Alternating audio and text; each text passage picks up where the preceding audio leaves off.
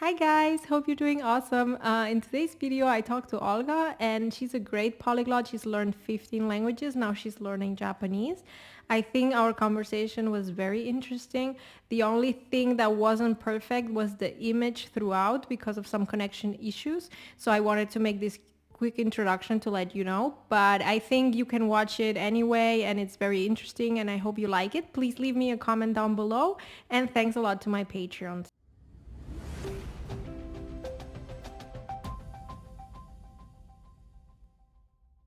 Hello, how are you? Welcome. Thank you, Laura, for inviting me. So I'm Yeah. fine, thanks. And I'm super excited to be a guest on your channel, your YouTube channel. Yeah. I mean, I had the pleasure to be a guest on yours. We will leave the Yeah, link down below. yeah. It was a multilingual talk. We didn't talk all the languages, but it was nonetheless very fun and I hope interesting. So go check it out and also leave a comment there. You can also subscribe and so on. Yeah. So yeah, I am very excited. If you want, we can just get started with the questions. I prepared a couple of them. Yeah. First of all, we would like to, of course, get to know you. Mm. So you can maybe introduce yourself. Yeah, so my name is Olga or Helga. I come originally from Bulgaria, but I'm currently living in Regensburg in Germany for 11 years now. I'm 29 and I'm still a student. Mm. So I first studied a bachelor's degree in sacred music, then a master's degree in organ improvisation, and then I did a second bachelor's of international relations and management, and now I'm studying my second master's of management of intercultural studies. Oh, that's really I'm cool. yeah in the first year, and like the second year, like not the second year, the third semester, like next semester, I'm gonna write my thesis, Wow. which will refer to polyglots. So it will be Oh, very wow. interesting. Oh, wow. That's pretty cool. What topic will it be, or you still don't know? I know, so it will be most probably um, the relationship between language competence and cultural adaptation among Mm, polyglots, a okay. comparison between monolingually and bilingually raised polyglots. Oh, wow. That's pretty cool. That sounds really interesting.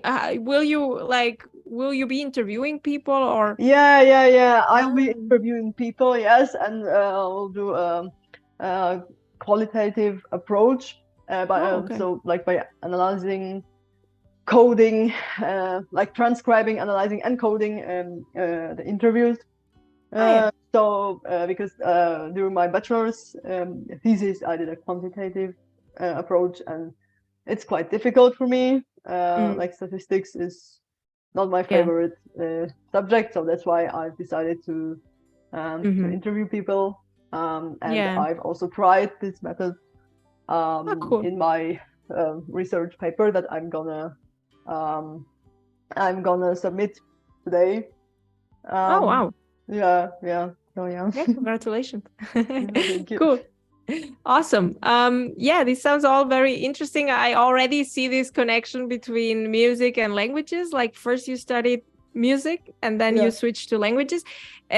Is it like both part of your life, I guess, but like do you have a favorite or is it like both? No.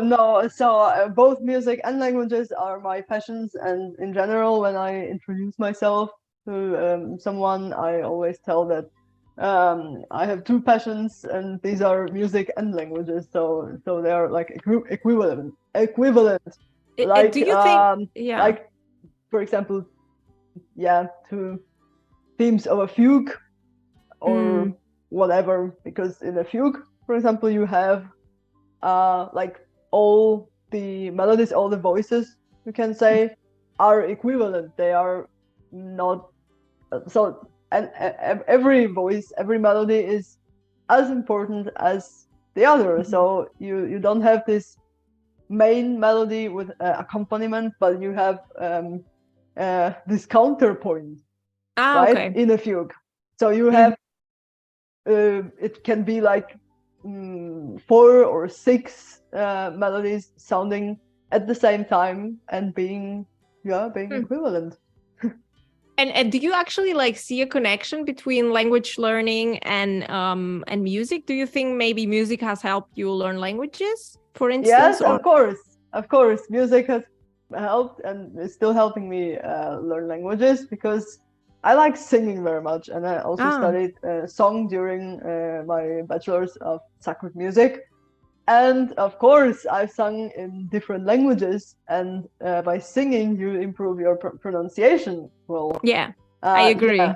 yeah. And because when you sing very, so like you pronounce everything very clearly.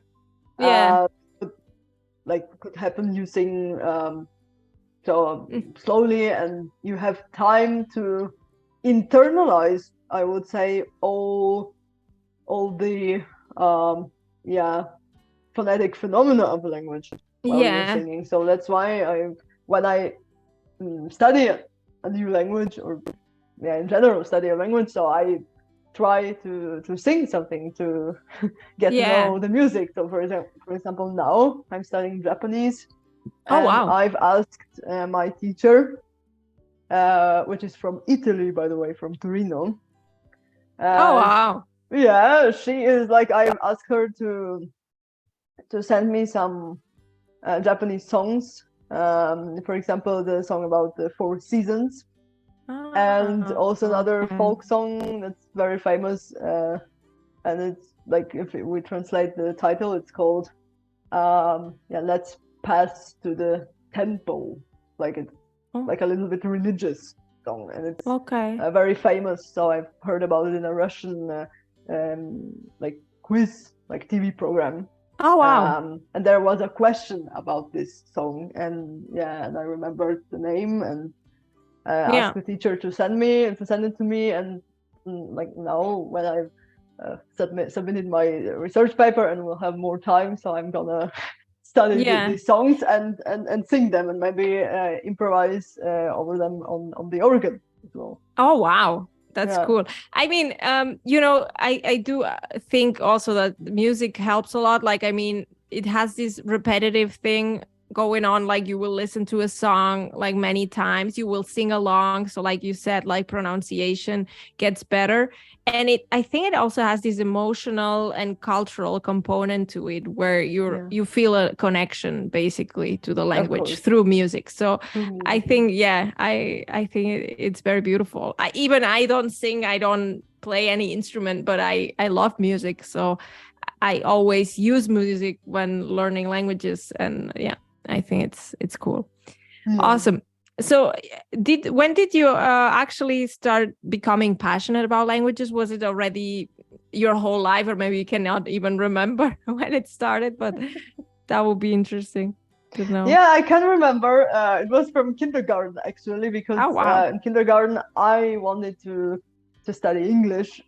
Wow. Yeah, because I like my parents explained me that English is very important, and that it's very important to study languages. Because when I was a little child, I was listening to music in many languages.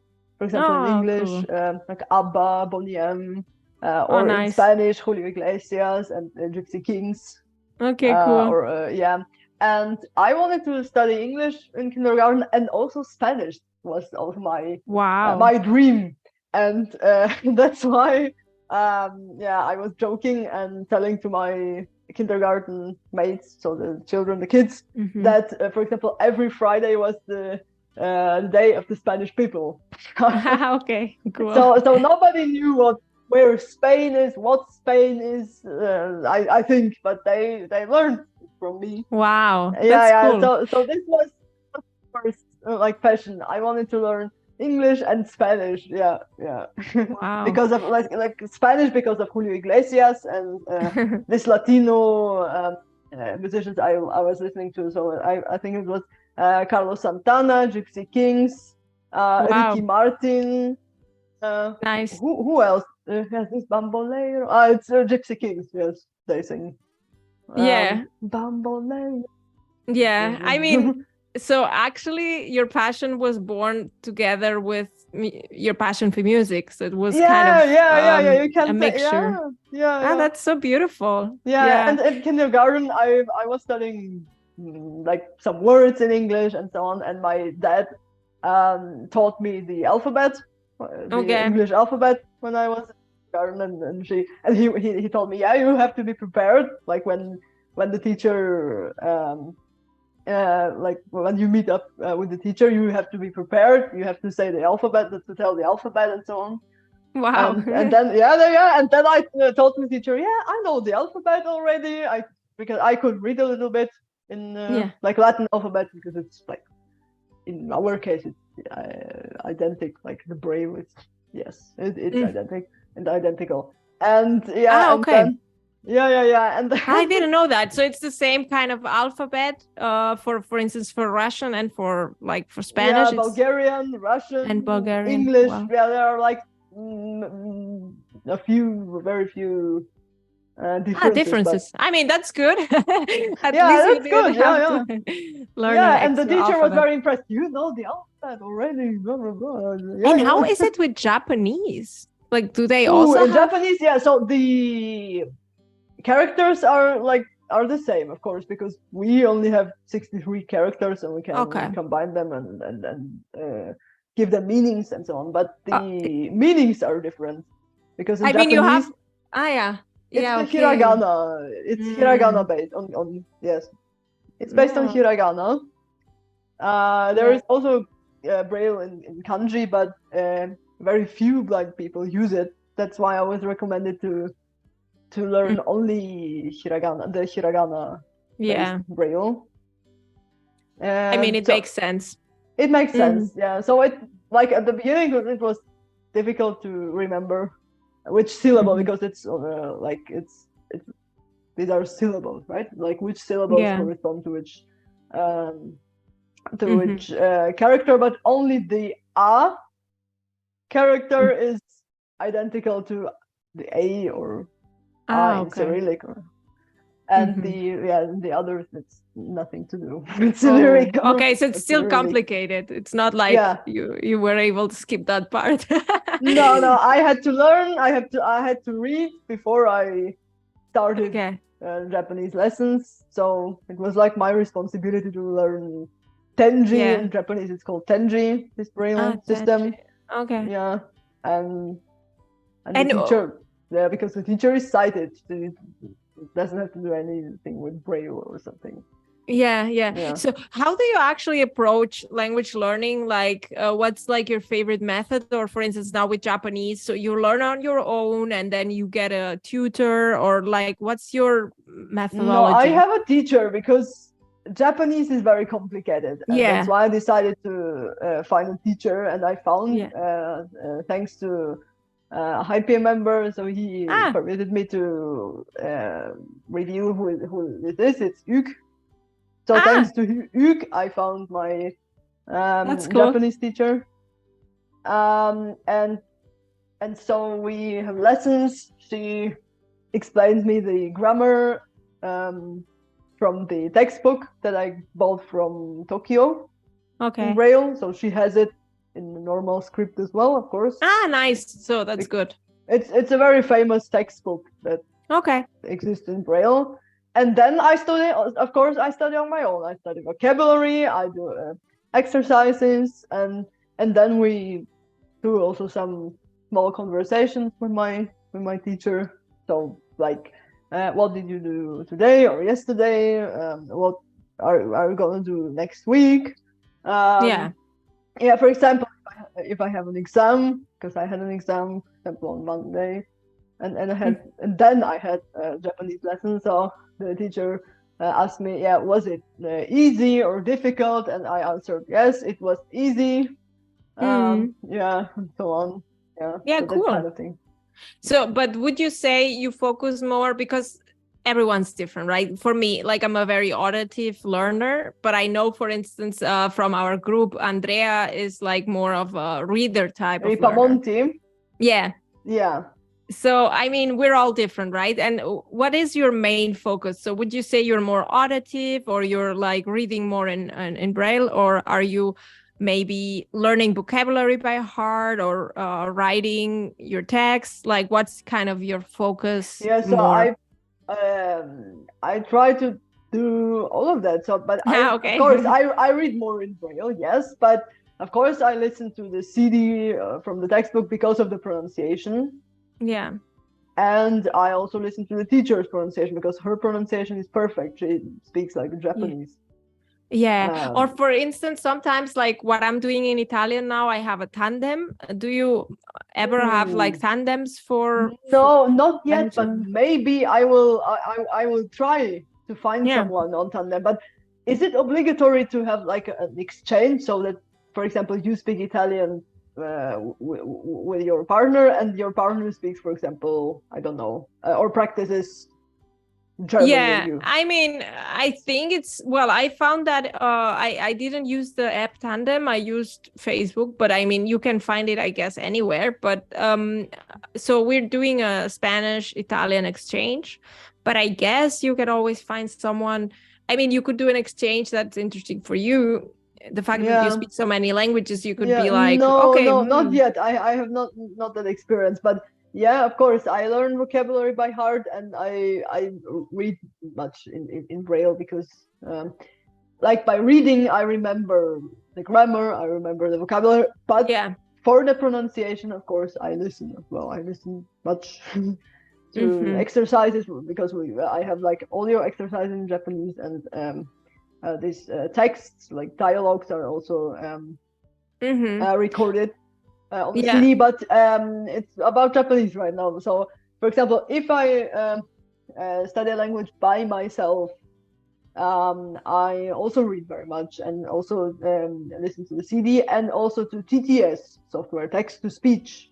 Ah, yeah, It's yeah. also very helpful for the pronunciation. So, in general, I don't like using text to speech that much, but for the Mm-hmm. pronunciation, it's the perfect tool, I would say, because Mm-hmm. it's basically based on recording of native speakers, Oh, wow.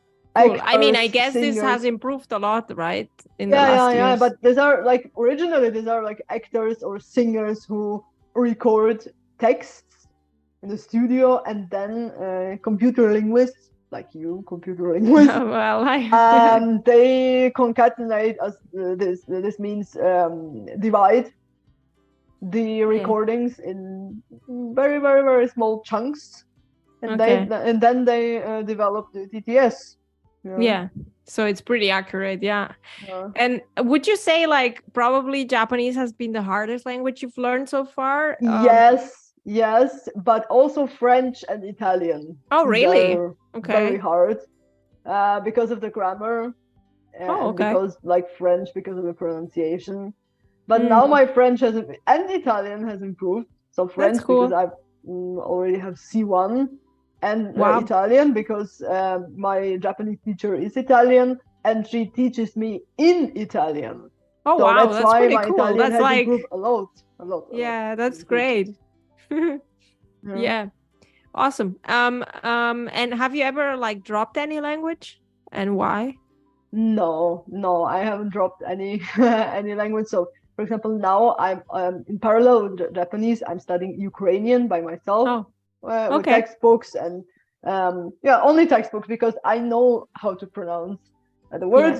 But, uh, well, before like many years ago, we had Russian TV, but like for Ukraine. So this was like in Bulgaria, but it was for Ukraine.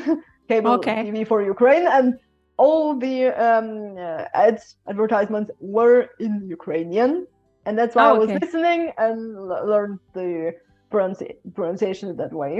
So I that's mean, why it's, yeah. in this context, I don't need any CD. I don't know. I don't need any text to speech because in the textbook I'm using, the pronunciation is explained, so I can, yeah, I can remember I how it mean, I is. think it's similar like when I was learning Italian. Yeah. Well, I was actually using lots of videos because I'm very auditive, but it's very different needs than when you're learning a language that's very different. Yeah, when it's similar, yeah, you can get a lot, like you don't need that much. Yeah. And Yeah. what I was saying, so it was, I wouldn't say I have dropped it. I've made a break because of my research paper that I was writing Yeah. at the end of the semester. But next week I'm gonna continue with Ukrainian. Yeah, cool. So yeah, that's nice. I mean, sometimes I don't think it's a problem to drop languages. Sometimes I would say I park them, you know, like, so I park them somewhere and then I take over again, you know, like, but I mean, there is, for me at least, like, I'm not going to learn all the languages in the world. So there's going to be some limit of some sort, right? And depending on life circumstances, I might kind of abandon some of the language, or just use them a bit less, or just practice them a bit less. And I think we should also kind of normalize that, like, it's fine. Yeah. Cool. A couple of last questions. So what would you tell someone who says, listen, I'm super bad with languages, I've never learned English, for instance, and I'm never gonna learn it? Like, what would you tell those people? Because there are a lot of them. I hear it all the time. In my opinion, everyone can learn a language. So there is no good or bad at learning languages. So you only have to be motivated. You only have to have like reason for language learning, for example. Strong reason, yeah. A strong reason, yeah. For example, you realize English is important, or you have a friend from, or girlfriend, boyfriend from the US or Great Britain or wherever, Australia. So never lose your motivation to learn a language. Find your method as well. Yeah, not everyone has the same, and it's fine. But find yourself a method. Find yourself a method that's fun and that you will be able to stick to, because I think some people, you know, they just do it in a way that's not fun at all, and then they wonder why they quit. I mean, it's thanks a lot. I think it would be nice if you want to add anything, like, is there anything maybe you would like to tell everyone who's watching this video? With pleasure. So never forget studying, practicing, and improving languages. It's a key point for communication, key factor, like, for communication, cultural understanding and cultural awareness. And so at the end of the day, languages are a cool thing. So so my motto, learn languages, practice, and improve them.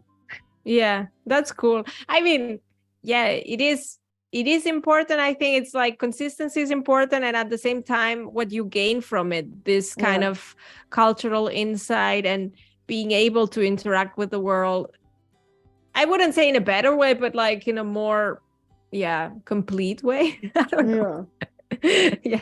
Anyway, thanks a lot, Olga. It was awesome to have you here. Guys, go watch the video we made for her channel, and I hope to see you soon. Thank you. Thanks for having me. Bye bye. Bye bye.